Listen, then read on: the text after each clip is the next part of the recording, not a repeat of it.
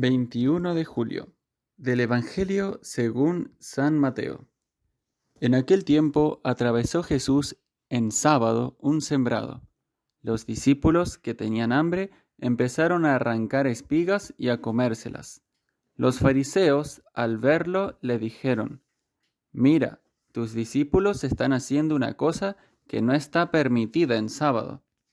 Les replicó: ¿No habéis leído lo que hizo David cuando él y sus hombres sintieron hambre?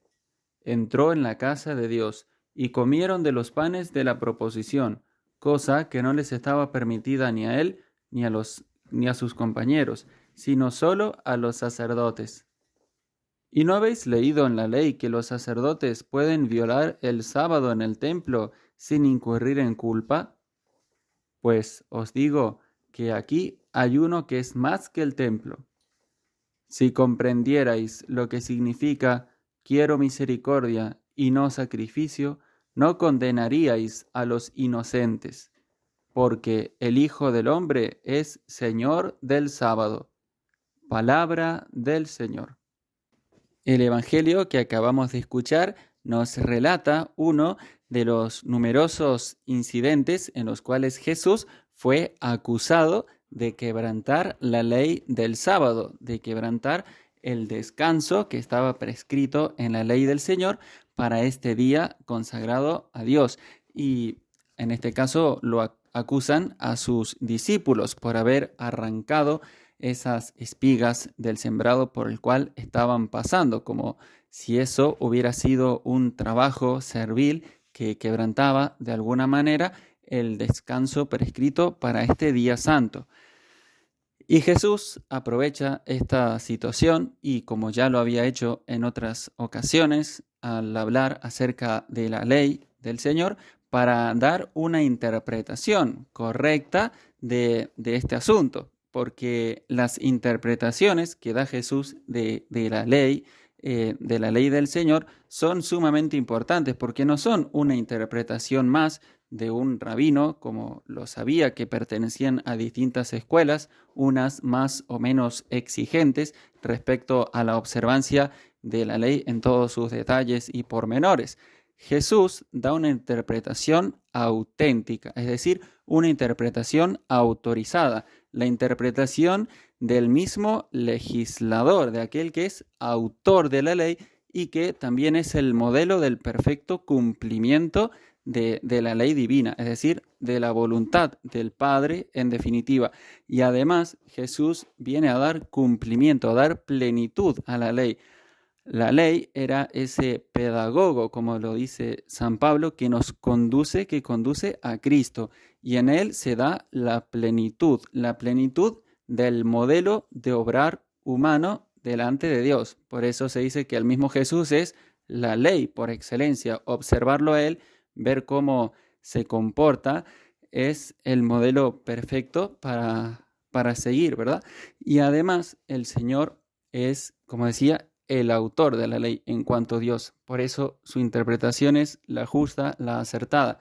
Y en este caso, respecto de la observancia del sábado y sobre todo del descanso, el Señor, para responder, trae dos ejemplos que eran muy conocidos por sus oyentes. Un caso del Antiguo Testamento, cuando David y sus hombres comieron de esos panes que estaban destinados al culto divino también en el templo y que solamente podían tocar los sacerdotes, pero ellos que estaban sirviendo a Dios tenían derecho también a consumir esos panes y además para conservar la propia vida porque estaban desfalleciendo de hambre.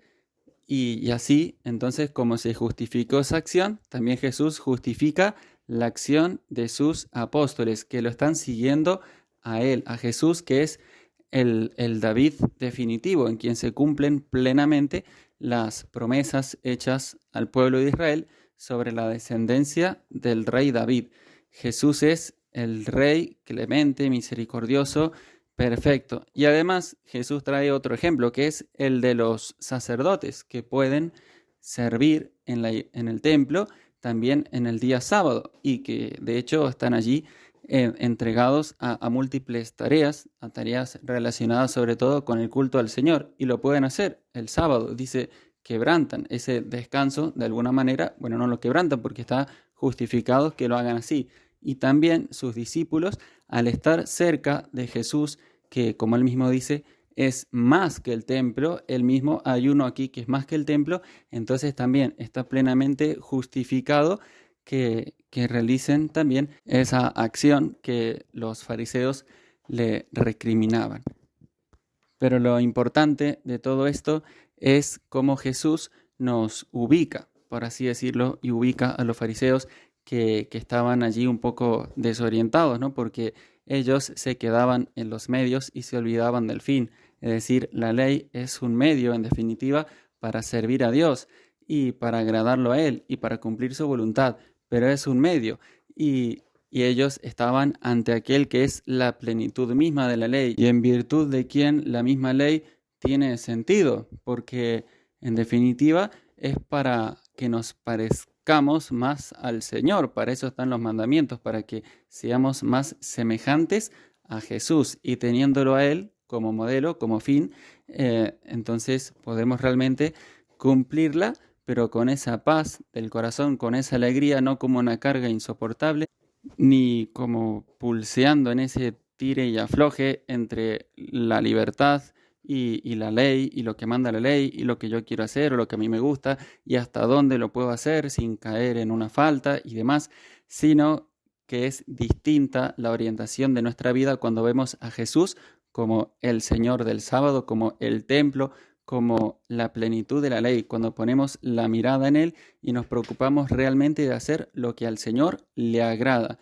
Pidámosle entonces a la Virgen María que nos conceda un corazón puro, un corazón sencillo, semejante al de ella, para tener los ojos fijos en Jesús, quien es el autor, el consumador de la fe y el que es en definitiva la ley en su plenitud, que observándolo a Él y siguiendo sus pasos alcancemos la libertad gloriosa de los hijos de Dios. Gloria al Padre, gloria al Hijo, gloria al Espíritu Santo, como era en el principio, ahora y siempre, por los siglos de los siglos. Amén.